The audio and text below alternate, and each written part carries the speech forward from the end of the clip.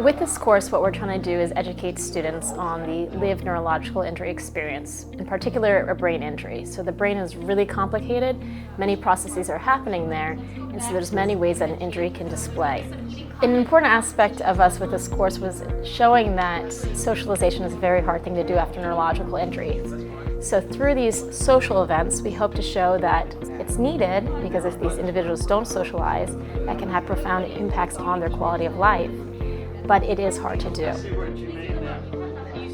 So one of the things Steve told us was that he struggles with situations being very overwhelming. So little stimuli like the beeping that's been occurring all day, while for someone without a brain injury that might just be very annoying. For him it would pull him away from tasks and it would overwhelm him, and in the end that made him a lot more tired.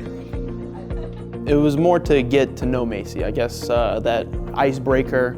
I just couldn't stop asking her questions. I just really wanted to know, like, who she was as a person.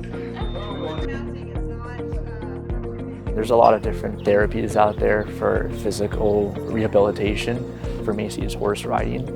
And she was really kind of excited up there today, and she was really having a good time. And that's really kind of a way to introduce some variety into your rehabilitation. So it's really cool.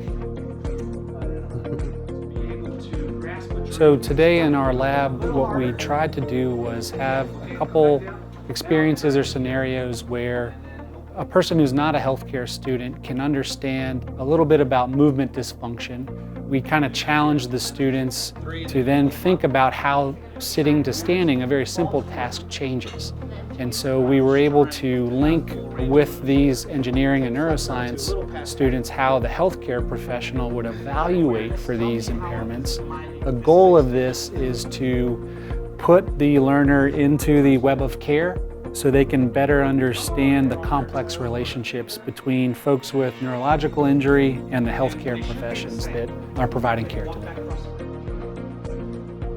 So hopefully what we can do with this course is start to break down barriers, train students to know how to engage with these individuals, as well as how to engage with the framework of support surrounding them, so that if they decide one day to go into this area and do meaningful work here, they know how to engage. By training students on the entire framework of neurorehabilitation and teaching them what is it like to live with a neurological injury, we can help them better help a large number of people who have a brain injury.